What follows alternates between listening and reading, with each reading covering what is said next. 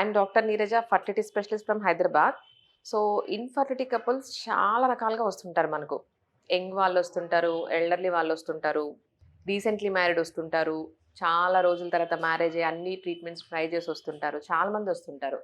So, చాలామందికి doubt ఏంటంటే IVF ఎవరికి చెప్తాము? ప్రతి వచ్చిన కపుల్‌కంతా ఐవీఎఫ్ చెప్తామా? చూద్దాం. I'm doctor Neeraja. సో, ఐవీఎఫ్‌కి క్లియర్ కట్ ఇండికేషన్స్ ఉన్నాయండి. సో, ప్రతి వచ్చిన కపుల్‌కంతా మనం ఐవీఎఫ్ చెప్పం. ఒకవేళ ఎల్డర్లీ కపుల్ వచ్చారు. Above 35 years వాళ్ళొచ్చారు.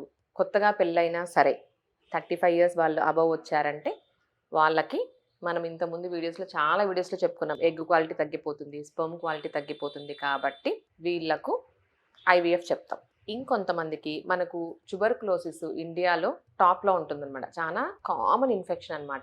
ఏసింప్టమాటిక్ ఉంటారు, సింప్టమాటిక్ ఉంటారు. సో, టీబీ మనకు టాప్ టు బాటమ్ ఎక్కడైనా అటాక్ అవ్వచ్చు. సో, వన్ ఎగ్జాంపుల్ ఏంటంటే జెనిటల్ ట్యూబర్క్యులోసిస్. సో, అలాంటి కండిషన్స్‌లో కూడా ఇన్ఫెక్షన్స్ వల్ల కూడా యూటరస్ డ్యామేజ్ అయిపోతుంది. ఎండోమెట్రియం డ్యామేజ్ అయిపోతుంది. ట్యూబ్స్ బ్లాక్ ఉంటాయి. సో, ఒకవేళ బైలేటరల్ ట్యూబల్ బ్లాక్ ఉంది అంటే ఖచ్చితంగా వీళ్ళకి ఐవీఎఫ్ చెప్తాం. ఒకవేళ ఓవరీస్‌లో ఏదన్నా సివియర్ ఎండోమెట్రియోసిస్ ఉండి, లేదు వేరే సిస్ట్‌ల వల్ల, ఓవేరియన్ క్యాన్సర్ వల్ల ఓవరీస్ ఏదైనా డ్యామేజ్ అయినాయంటే ఎగ్ కౌంట్ తగ్గిపోతా ఉంటుంది. మనకు బ్లడ్ టెస్ట్‌లో లో ఏఎంహెచ్ యాంటీ ముల్లీరన్ హార్మోన్ ఏఎంహెచ్ లో వాల్యూ ఉంటుంది.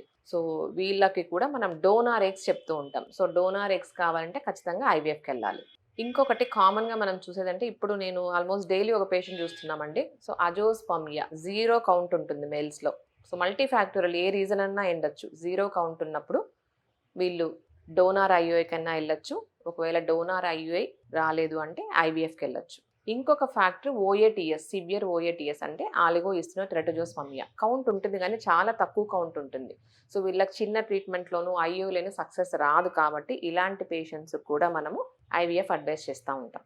ఇంకొక కామన్‌గా ఇప్పుడు మనకు చూసేది అన్‌ఎక్స్‌ప్లెయిన్డ్ ఇన్‌ఫర్టిలిటీ. అంటే మేల్ అన్నీ బావుంటాయి, ఫీమేల్ అన్నీ బావుంటాయి. రీజన్ ఏం కనపడదు. సో, రీజన్ కనపడదని గాదు. మనకు ఈ చిన్న ట్రీట్మెంట్స్‌లో మనకు రీజన్ బయటపడదు. సో, అలాంటి వాళ్ళకి కూడా మనము ఐవీఎఫ్ అడ్వైస్ చేస్తూ ఉంటాం. ఇంకొక రీజన్ ఐయుఎస్ అన్ని ట్రై చేశారు. 3-4 అటెంప్ట్స్ చేశారు. అయినా రిజల్ట్ రాలేదు. పేషెంట్ కన్సీవ్ అవ్వలేదు అంటే మనకు next better option IVF in vitro fertilisation and ICSI opt చేస్తూ ఉంటామనమాట.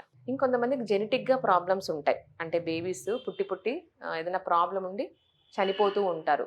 సో, మనకు ఇప్పుడు ప్రెజెంట్ ప్రెగ్నెన్సీ ఎలా ఉంది? ప్రెజెంట్ బేబీ ఎలా ఉంది? అలాంటి వాళ్ళు కూడా మనం ఐవీఎఫ్ చేసుకొని ఆ ఎంబ్రియో ఎలా ఉంది? Embryo biopsy చేస్తామనమాట.